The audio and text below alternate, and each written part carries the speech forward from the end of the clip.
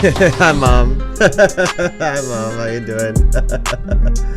Shout out to my mom, Shout out to my mom, everybody. How's everybody doing, man? How's everybody doing? Happy Tuesday. Happy Tuesday, everyone.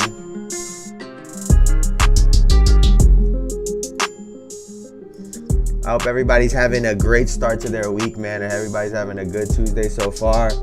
Thank you guys for joining me, man. Thank you guys for joining me, and welcome to another episode of the Jayson Estrera Show, where we talk about basketball, sports, and any topic that comes our way as accurate as possible. Now, today, we are the Olympics. I have been trying to escape from it, but I just can't. So we're going to be doing a little bit more Olympics talk today. More importantly, we're going to be discussing whether or not Caitlin Clark is a top 15 player in the WNBA 4 months into her career. 4 months in. So we'll be talking about all those topics. There's some interesting stuff going on between the Indiana Fever and the Seattle Storm. And as always, it's your host, your boy, Jayson Estrera. Now, we are going to start with the topic that everyone has sort of been talking about already, which is the Dream Team versus the 2024 roster. Let me see if I can find the fucking thing right here. Oh, here it is. Let me take this image. Dog.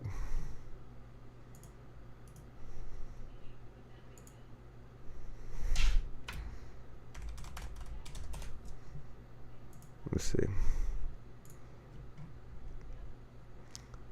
So, who would win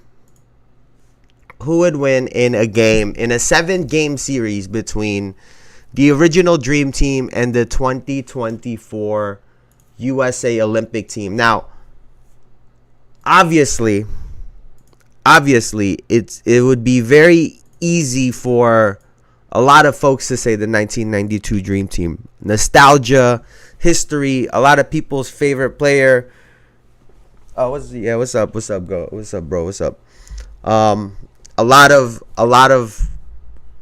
of people's favorite players are there, right? A lot of people that we watched growing up, our parents watched growing up, are on that team, right? A lot of the foundation that the NBA is built on is from that 1992 Dream Team.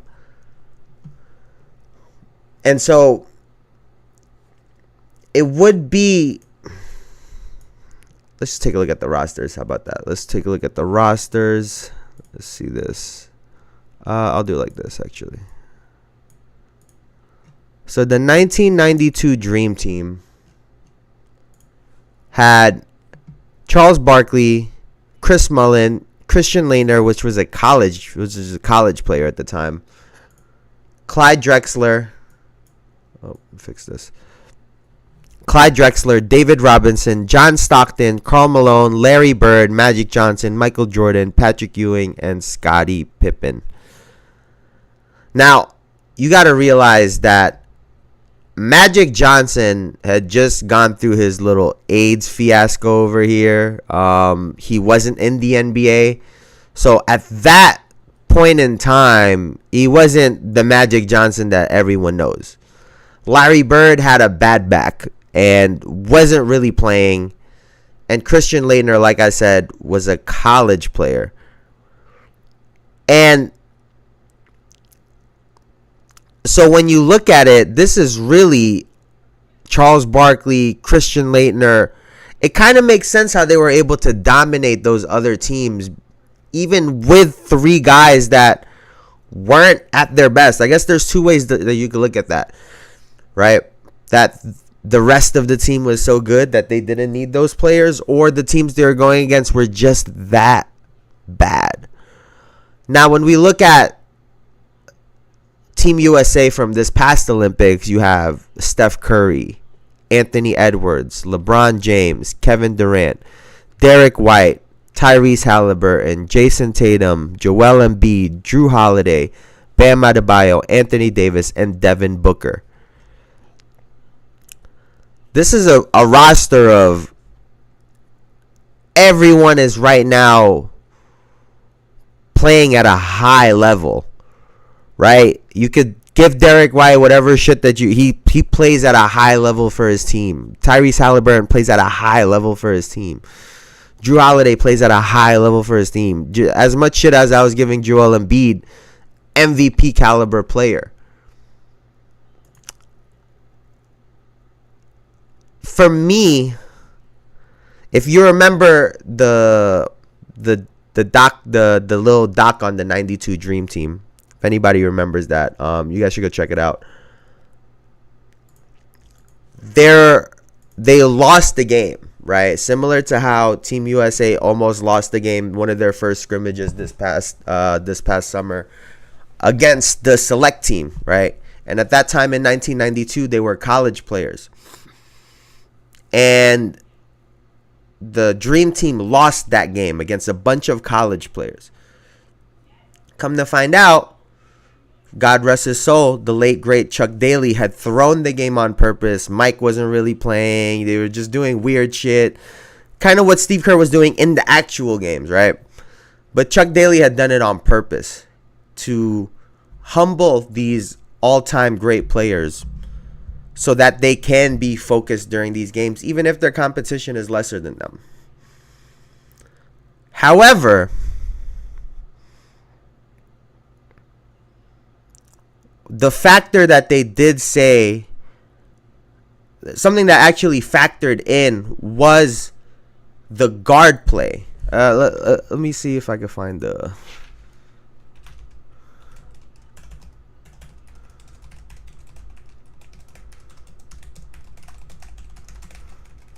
Who was the fucking...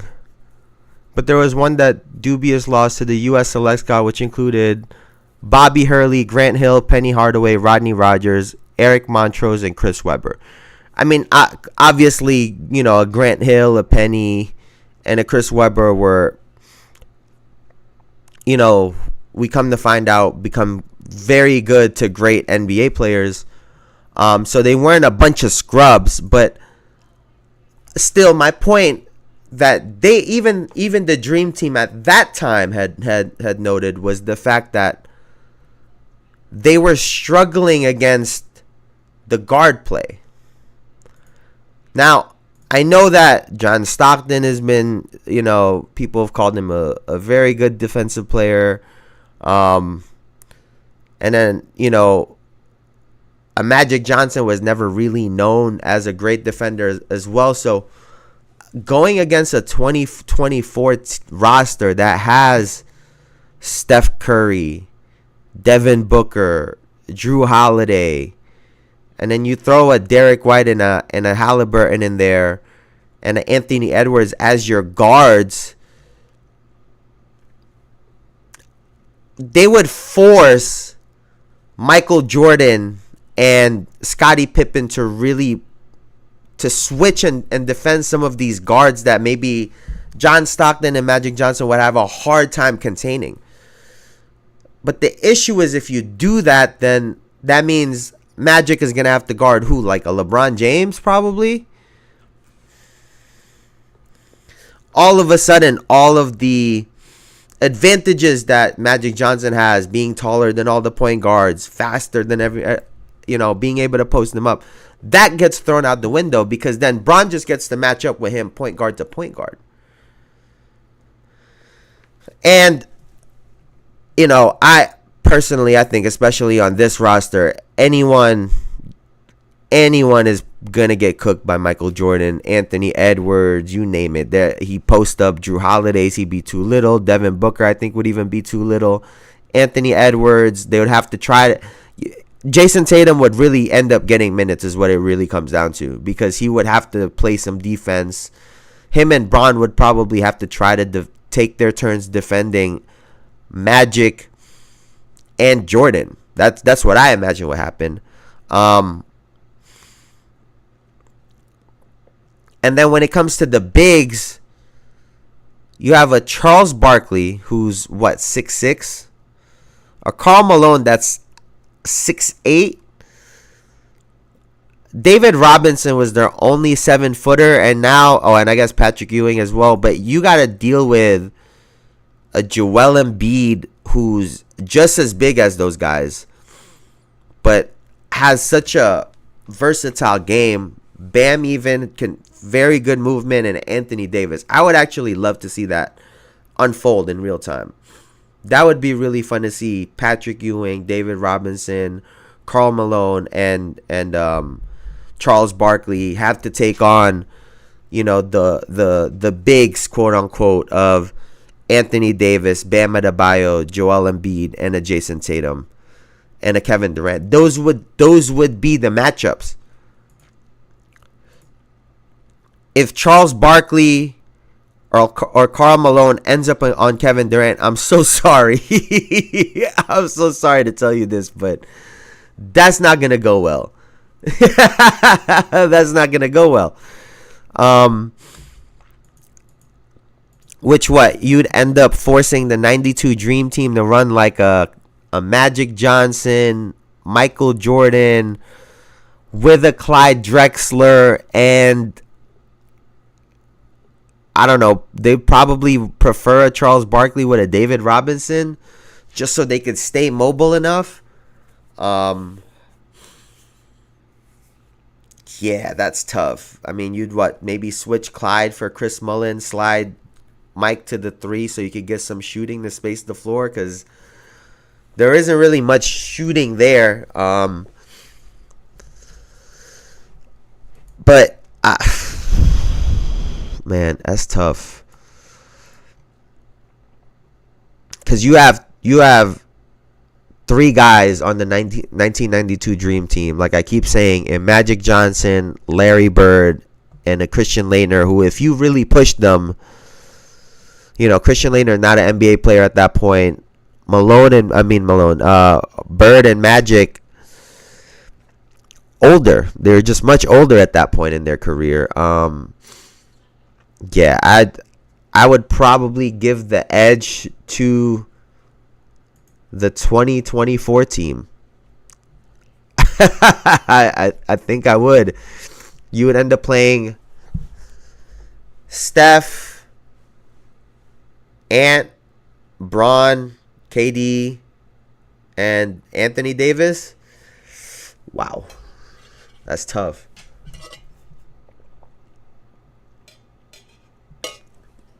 That's a tough lineup. That's a tough, in terms of matchups. That's tough. That's tough. They don't have, in 1992, they didn't have Shaq. Right? A lot of people thought that Shaq should have made that team, but they didn't have him. So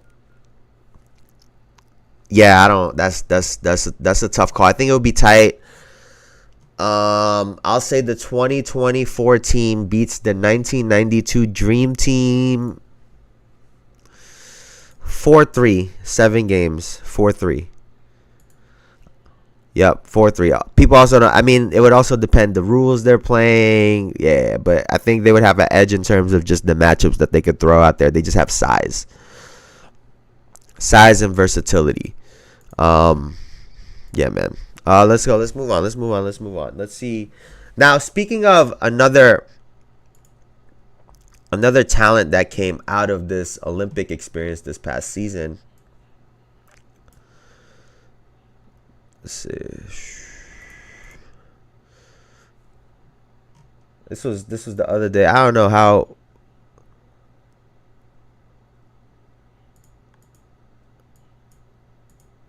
This was recent. Let's see. Okay, bet.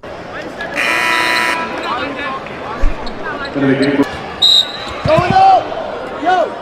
Put him in jail, KBJ! Put his ass in jail! You gotta be kidding me! This kid is a fucking demon. Yes, sir, Ski.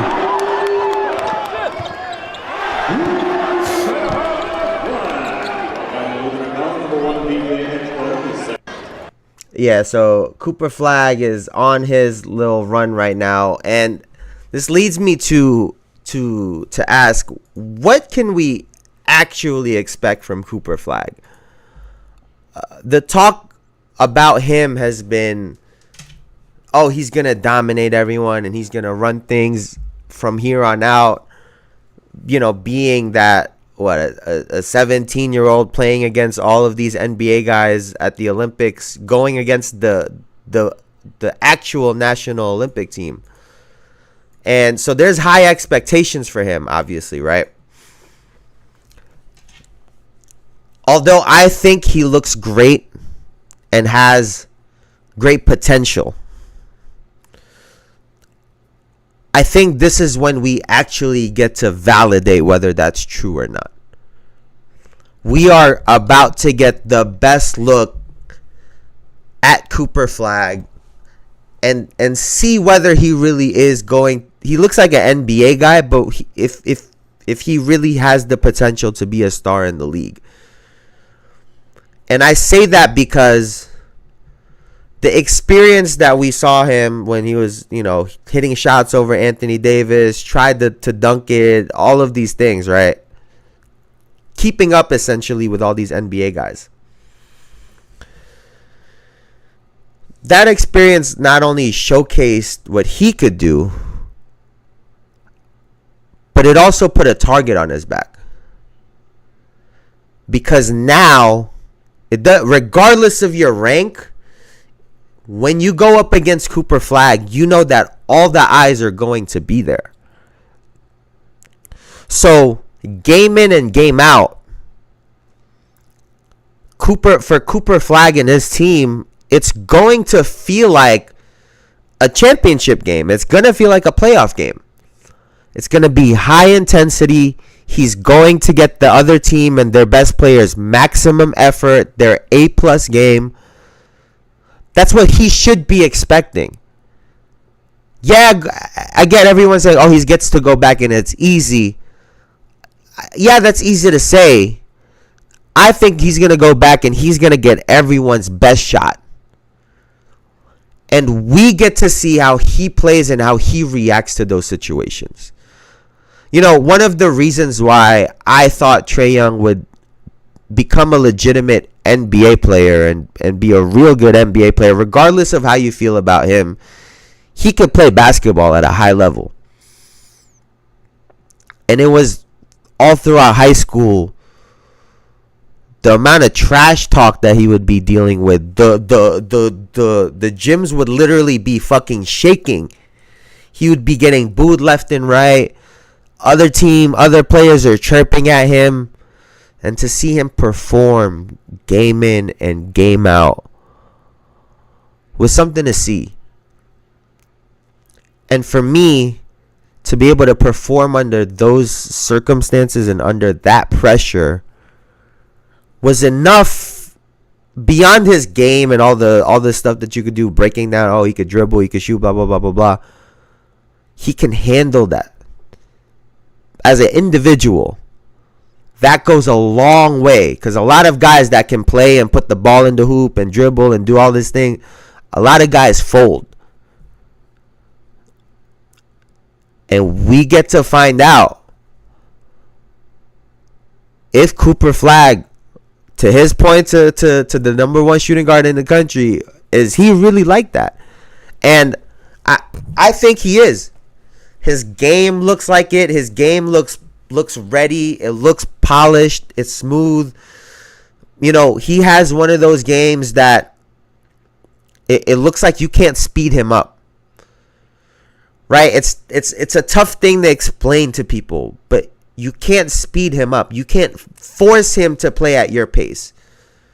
Right? He's gonna come down. He's gonna do his dribble. Right? If you try to, he has enough to be able to get in and out of situations, but he's gonna get to his spot, and he's gonna get to his shots. And he, like I said, people look at him like he's a great athlete. To me, it's not so much that he has this super athleticism. He plays with a lot of force. When he dunks the ball, he looks like he's trying to break that shit. He looks like he's trying to rip the rim off. I notice things like that. right? Because you get a lot of guys that do soft lays or do like cute little moves. I'm going to take the guy that plays with a lot of force and a lot of oomph in his game. And that's how he plays. So that translates, when they say don't go into the lane with that weak stuff in the NBA, that translates. A player that, Dwayne Wade was talking about it at the Olympics. When you go against a shot blocker, you can't be weak. You can't go away from him. You have to go towards him. That's how Cooper Flag attacks the rim. So all of those little details about his game, I personally think, are the signs that say he's going to be a good player and he's going to be an NBA player. Now we get to see what his performances look like, right? Like I said, he's going to get everyone's best shot. He's going to all the players know if they have a big game against him, it's going to look good for them. Right? He could be their golden ticket. Right? You beat him, you have a big game, you hit a game winner, you cross him up, all of a sudden you're everywhere. So each possession is going to have pressure. And if Cooper Flag can go out there and just hoop and play, that's another great sign. That goes a long way. So, man, I'm excited to see him. I like the fact that these kids are yapping. I like the fact that they going at it. It's wow, man. I feel like, I've been talking about it with Anthony Edwards a lot, right? And people like to pick and choose when they like certain things, right? Like for when they like the player, it's trash talk. When they don't like the player, that player is being cocky, he talking too much shit, he da-da-da-da-da. Right? That's how it works. When the reality of it is, some of these new guys recently, Anthony Edwards, Trae Young, even before that, Russell Westbrook, Kevin Durant, we've seen Steph. If it wasn't for the NBA trying to limit and censor some of this, we do have players that have been keeping the heart of the game alive. If it wasn't for all, but it's a part of the entertainment factor. It's a part of why we liked it. When Michael Jordan or Kobe Bryant was saying this to get back at Mutombo or to mimic Mutombo, or yelling when somebody can't guard him, we like that stuff. But when it's Trae Young saying it to somebody, shut the fuck up, you ain't won that, da da da da.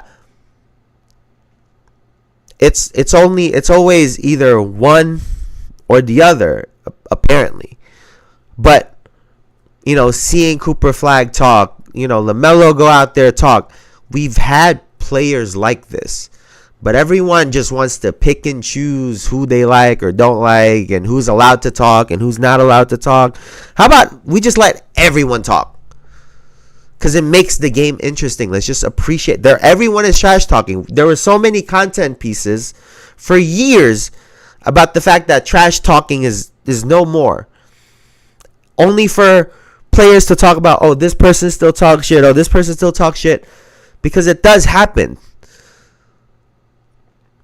The fans and the media just now pick and choose who is and isn't allowed to do that. And seeing this from Cooper Flag, apparently he's one of the ones that they're allowing in. So hopefully he continues that. He keeps talking his shit, he keeps doing his thing, and he goes and dominates these kids, man. That's really what I'm hoping for.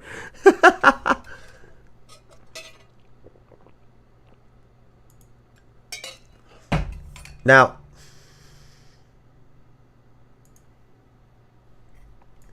with that being said, there was a couple weeks ago, there was this quote.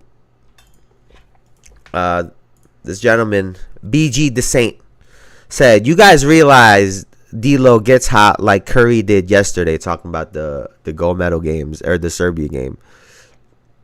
Or should we just ignore the facts? And D'Angelo Russell caught a lot of flack for saying, I humbly agree. And a lot of people were sort of outraged by this. You know, he didn't say he is Steph Curry. He didn't say he's as good as Steph Curry. He says he could get hot like Steph Curry. And, you know, this is what I keep talking about. If you're a casual, let me help you out. I can walk you to this, right? He's not saying he's Steph Curry. He's not saying he's as good or better than Steph Curry. He's not saying he can do what Steph Curry does. Just to clarify for him. I didn't think he needed to fucking clarify this, but I got y'all. That's not what he meant by that. And we could take this beyond even D'Angelo Russell, right?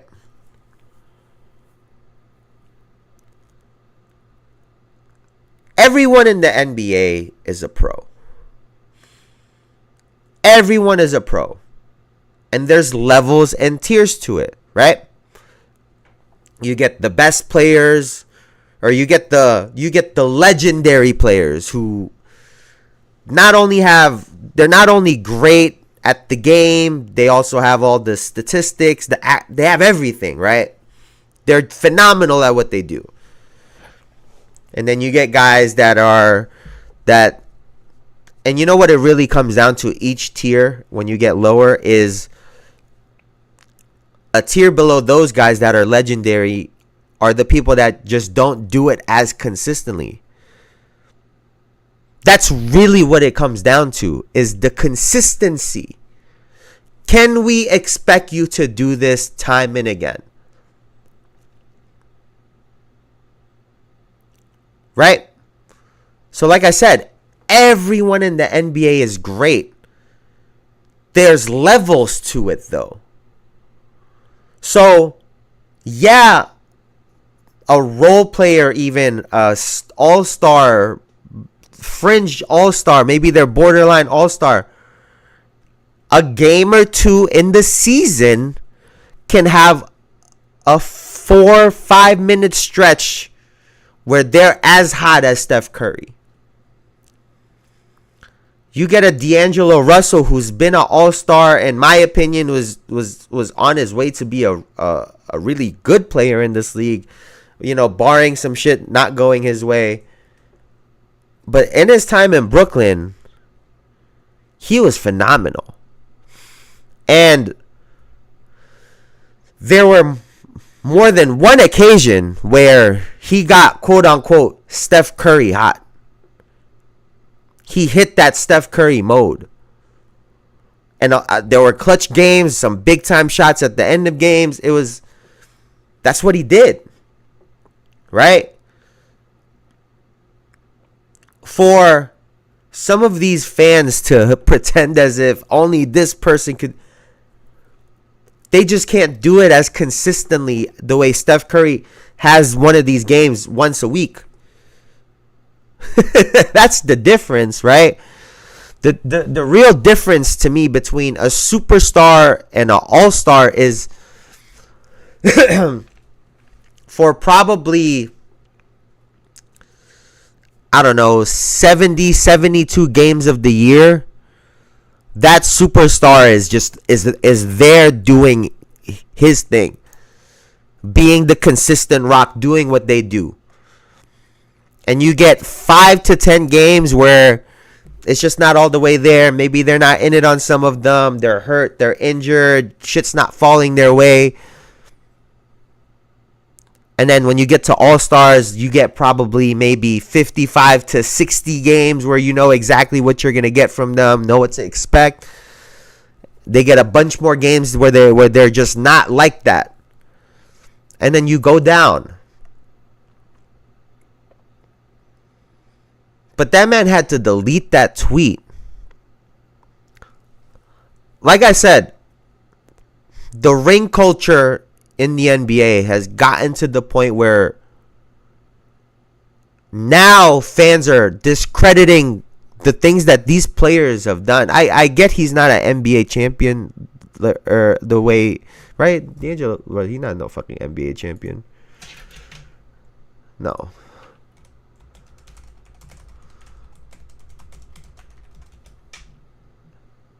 Yeah, that boy got no NBA champion. But that don't mean that he can't have moments like that. That, you know, for me, rather than shitting on D'Angelo Russell, I think that this shows how great a Steph Curry is, a Kevin Durant, and a LeBron. That shows how great they are. That people strive to have moments, minutes, stretches, a game that they have, and they are expected to have those every single game. Isn't that phenomenal? That people strive to have their 4 or 5 minute stretch, and we expect them to have one of those every single game. That's the difference. It's a sign of how amazing these guys are. And I think that was D'Angelo Russell in his way also paying respects to Steph Curry, because he knows damn well that guy is not real. That guy Steph Curry it's not real life what he does. But I've seen D'Angelo Russell hit some shots that make you scratch your head too. Though, especially the way he shoot, the slow shot, though it's just awkward.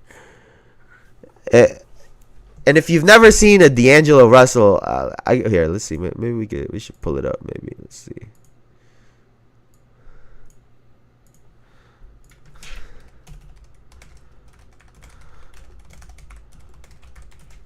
He has the ice in his veins. He has the ice in his veins. Shit on, like, for a reason, man. Let's see.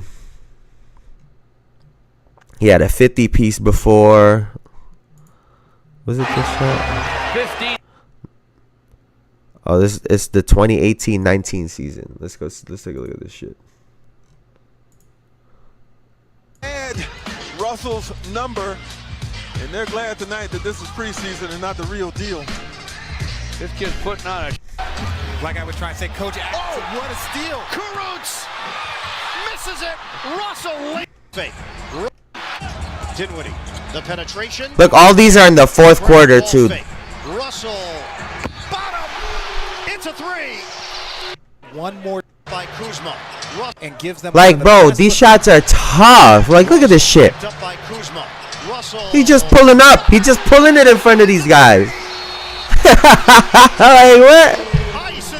Ice in the fucking veins, for real. Like, listen, man, I get that some folks just don't know, and that's fine. I'm here for y'all.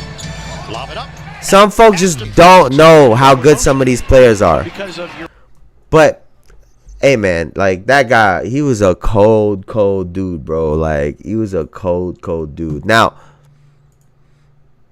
I don't think I have a graphic for this, but kind of going on, because thinking about this particular topic between Steph Curry and D'Angelo Russell got me thinking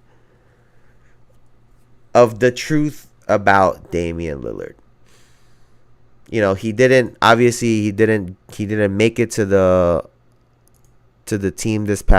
Olympics team this past season, which I thought he might go. Just, you already didn't get Kyrie. I'm like, if you aren't gonna get Kyrie, you could go get Dame. Like, like, he right there. Although he was injured also at the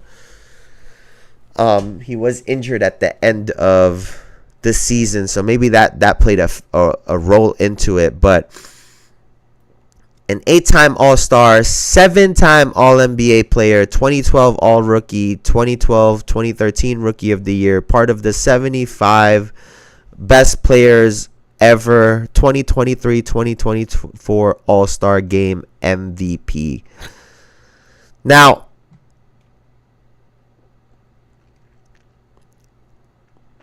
for me, the thing about Damian Lillard, right, is he's been in the Western Conference. And in that span,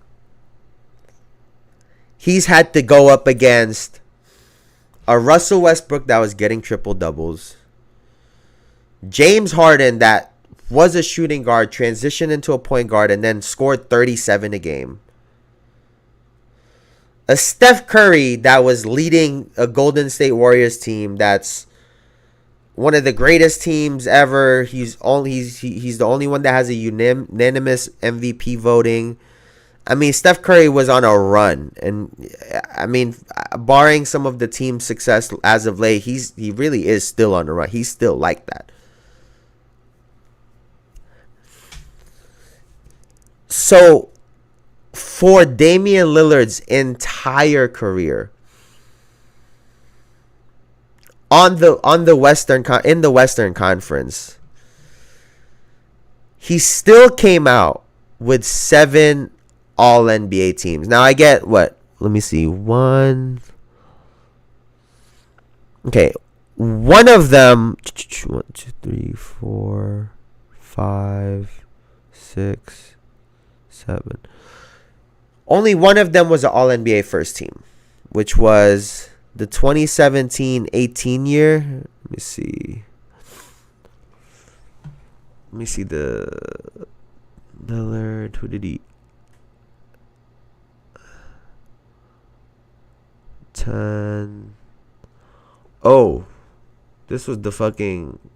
They didn't like him this year. They didn't like Russell Westbrook, huh? Like, what the fuck? Like, how?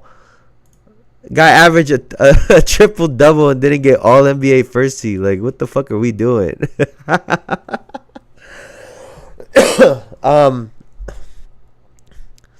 But you know, at Damian Lillard's position, his entire career, he's been dealing with one of a kind players. He dealt with a point guard that, like I said, that got a triple double for the first time in history since Oscar Robertson, right? In a season. A James Harden that switched to point guard and started scoring like Michael Jordan. And a Steph Curry that revolutionized the game. And in the background of all of this has been Damian Lillard just scoring, 25.1 for his career.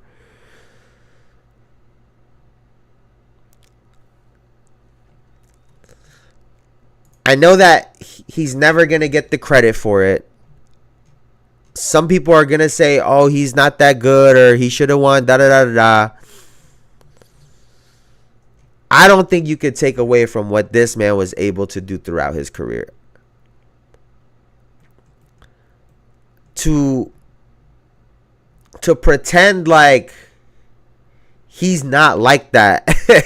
Again, everyone around him is just also really great.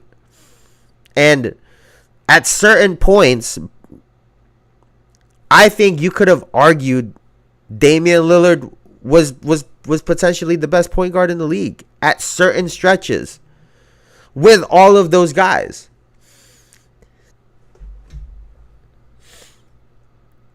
It's disconnected. It's reconnecting. Let's see. Oh, this is a hard buffer. All right, we back. All right. Nice. We back. So,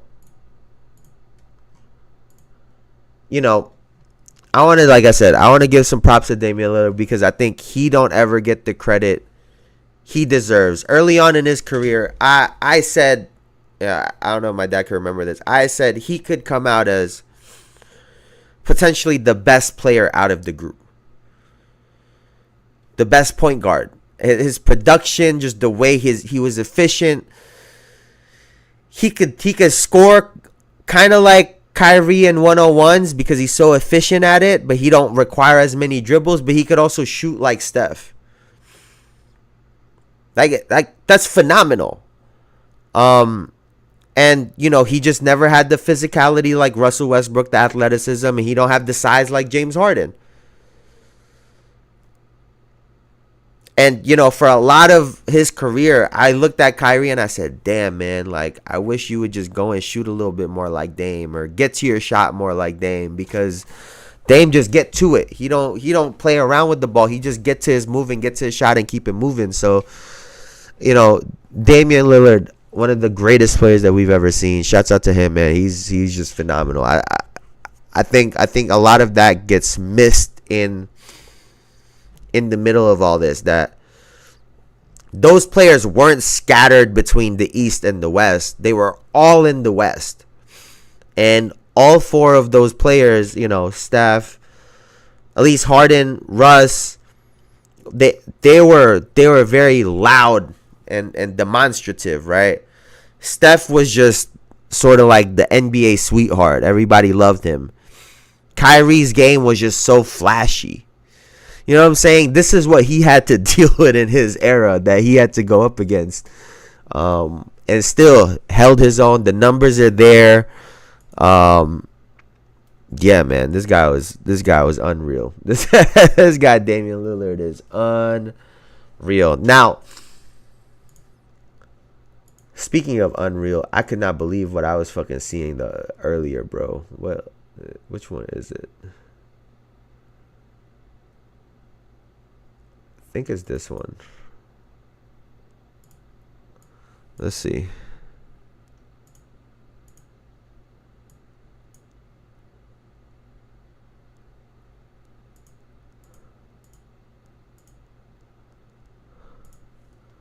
Or is it this one? No, I think it's this one.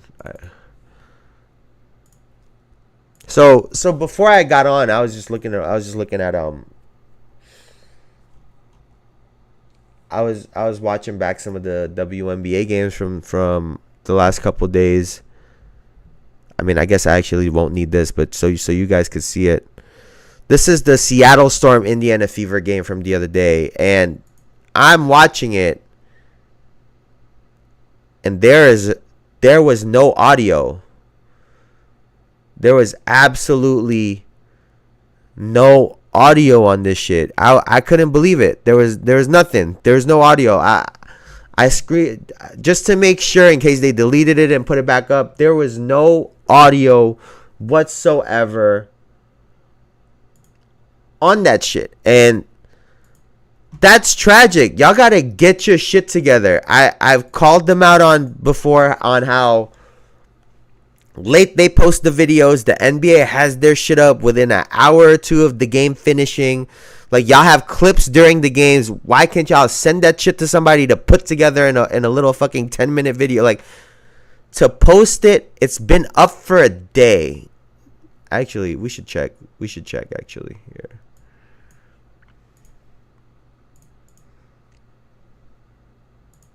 Introducing this. Let's see. Is this shit? All right, come on. Let's get through this. Come on. Just to prove y'all it got audio. Look at this shit, bro. There's no audio. You guys just heard it. You guys have been hearing me this whole time. They have a video up from a day ago, and there is no bro. What are we doing? What are we doing? Like, what the fuck are you guys doing over there, man? Now, was it on this shot? What shot was it? This, watching this game, this was the checkout. I knew she was. This shit.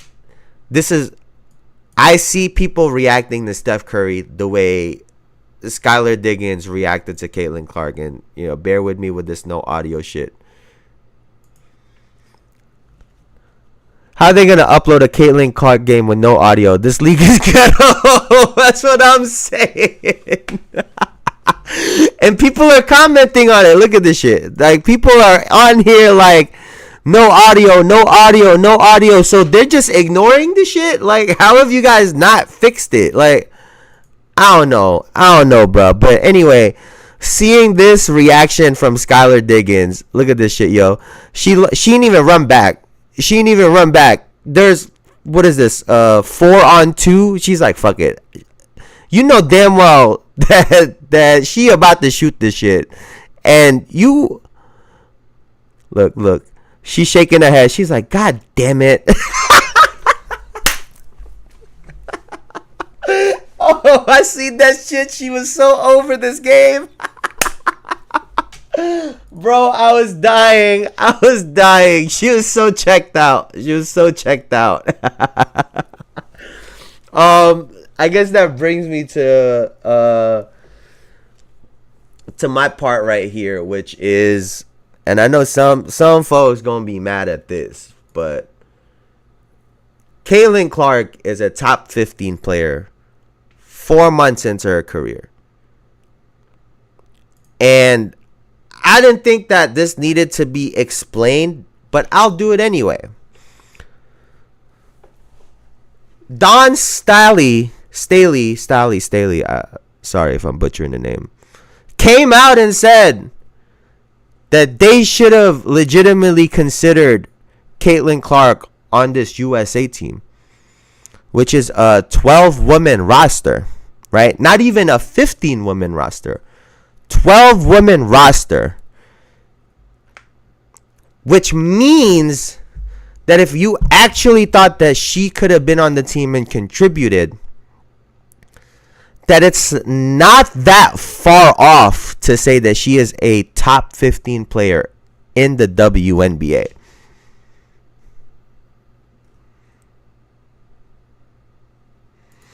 How we got a Rookie of the Year debate when Caitlin is an actual top 5 MVP candidate? The only way she would lose that VVS is on the efficiency and the turnovers. That's and their team shit, even though they only started really picking up when she started hooping. But yeah, I think people need to start getting comfortable with the fact that Caitlin Clark is a top 15 WNBA player in this league. And I don't want to do this because I think Sabrina is great.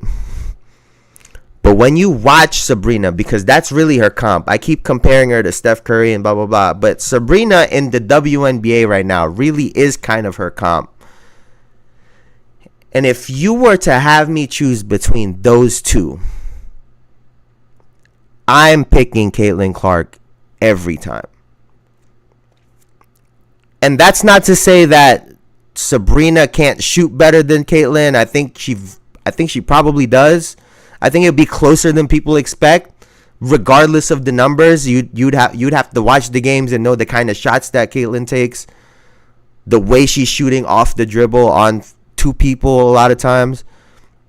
So those percentages are a little bit skewed. But I saw in the Olympics, if Sabrina is bringing the ball up and you pressure her, she's going to keep turning, and you have a real good chance of getting a steal. I think Caitlin Clark will make you pay more often than not if you try to trap her in the backcourt. She's going to get the ball up. She's going to blow by you. She's going to do something. I think just off those two factors alone, she's a top 15 WNBA player. Oh, and then you add the fact that she's leading the league in assists. I know some people won't give that the credit it deserves. Because a part of being great at passing the ball means you're watching a lot of film, means you're anticipating where players are going to be. You also know where the defense is going to be. That means your IQ is very high. And for her to already lead the league in that. Oh, and she also has the record in a single game for assists. Should go to show you she is head and shoulders above most of this league already. That in what, how long were they off for? Like 3 weeks, right? In 3 weeks, people are talking about she got better in 3 weeks. That should tell you how good she is. I think, like I said, everyone's going to have to start getting comfortable. They're going to have to start making room.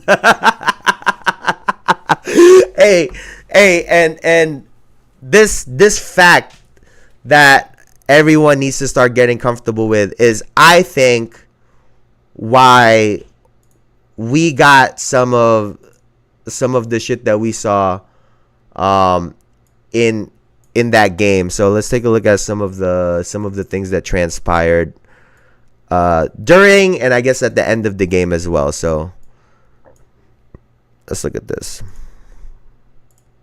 This is awesome, bro. I love this. I love the banter. This is great. So this was Caitlin Clark during one of the timeouts. Look at this shit. She hit it. Look, Skylar did. Look how far she was.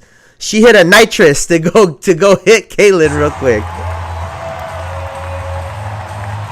Listen, I saw a lot of folks talking about, oh, you can't cheer in front of the bench. What do you mean I can't cheer in front of the other team's bench? Motherfucker, there's fans around the whole arena. We gotta say what's up to everybody, especially if I'm killing every single one of y'all. I'm mad she didn't do a whole 360. What you mean she not supposed to cheer the fans on behind the bench? They her fans too. What type of logic is that? I'm supposed to ignore the fans behind the other team? That's stupid. Like, hey, what the fuck are we talking about? She wasn't doing it. That's where the game ended. That's where the dead ball happened, and she was there. And for me, and we gonna dissect this motherfucker. For me, I think it's hilarious that Skylar Diggins does all of this. She does all of this, right? To try to, on some alpha shit, oh, I got to get ahead of you. I'm going to cut in front of you. She does all of this to move out of her way anyway. So what was the fucking point in all of that? If you weren't going to do it and actually step through, what was the point of that? What was the point of that? It's like you know when you driving, right? And then you see a motherfucker speed up and you think they're about to go get into your lane, but then they wait for you to go ahead anyway. Like, why the fuck did you speed up? You could have just waited behind me. That's what that looked like to me. That shit looks stupid. That shit looks stupid. Like, what is she doing? What is she doing? Yeah, walk right through them. Walk right through them. Oh, I love it. Now, we got some more. This was at the very end of the game, because I think Christy Sides had left some of the starters in, and the game was already over, clearly 92-75, and the Storm was taking offense to her leaving their starters in, but also I think they were just tight that they couldn't guard Caitlin. So this was this little interaction.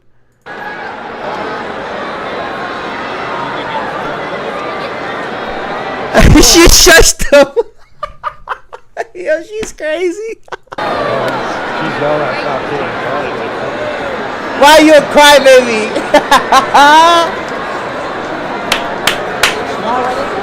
Their coach is doing something about Caitlin. Look. She laughing.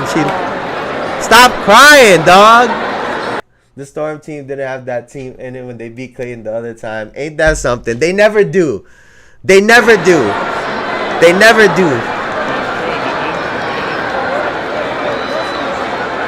What did Michael Jordan say? The sign of a great man, and in this case, a great woman, is when you can trash talk when you down or when it's tied. That's the great sign. And this was the interaction between the coaches. Yeah, get your girl in line. What the fuck are you talking about, bro?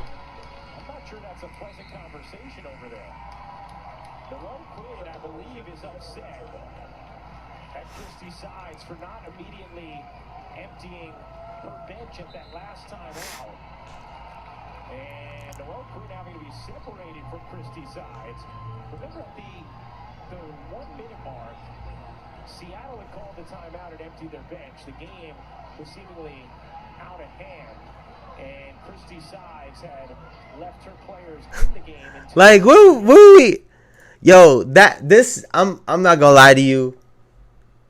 That is one of the aspects of this old basketball, because they have it in the NBA too. This is a thing where, they teach you to play until the last whistle, right? You get taught all your life to play hard until the very end, to not leave anything for the other team, to go send a message. But then at the same time, if you're up by too much, you got to take the foot off the gas. You're going too hard. Listen, you can't have it both ways. Why aren't you this upset when you guys were down 20 points? Why is that?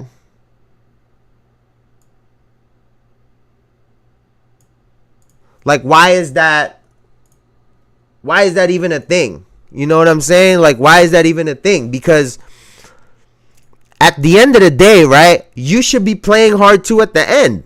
Because what you're trying to do when you're down by 20, 30 points is cut into the lead a little bit. So at the end of the game, it was a 30-point lead, but you cut it to 22, so you don't look as bad.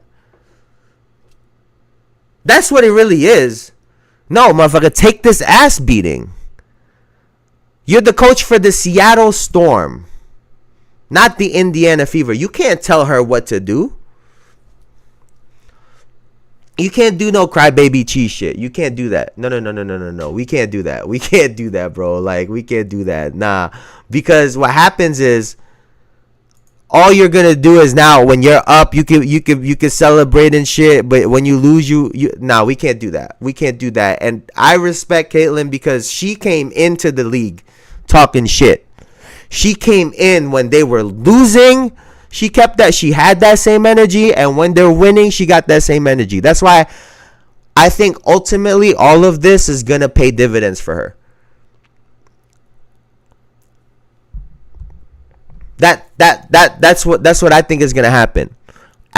All of these hurdles, all the physicality, all the trash talk, everything is gonna pay dividends, because all they're gonna see out of it is, wow, she tough as nails. Wow, she's actually just taking it and playing and performing and getting better and doing her thing.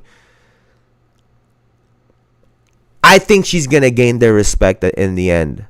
Yeah, she talking shit. Yeah, some people gonna be butthurt. And hey, I was looking at tickets. I was looking at tickets to go to a Dallas Wings game, right? I was looking at tickets. I was like, all right, so let me take a look at the Aces, because Asia Wilson and them, they got a really good team, even though they lost the other night. What did those tickets look like? Those tickets are like $36. Those tickets are like $36, right? The lowest. Here, let me show y'all. Let me show y'all this shit. Look, they're like $36, right? Lowest up here. Obviously, start going up 40, 100 over here, right? 250. This is why this is why some of these women are mad for real. This is why. Look at them tickets, bro. Look at them tickets. She's competitive and isn't afraid to let everyone know. Gotta love a player like that. It sells tickets and gains fans. Look at the difference in the prices. Look. The second she stepped foot in this motherfucker, it's like times 500.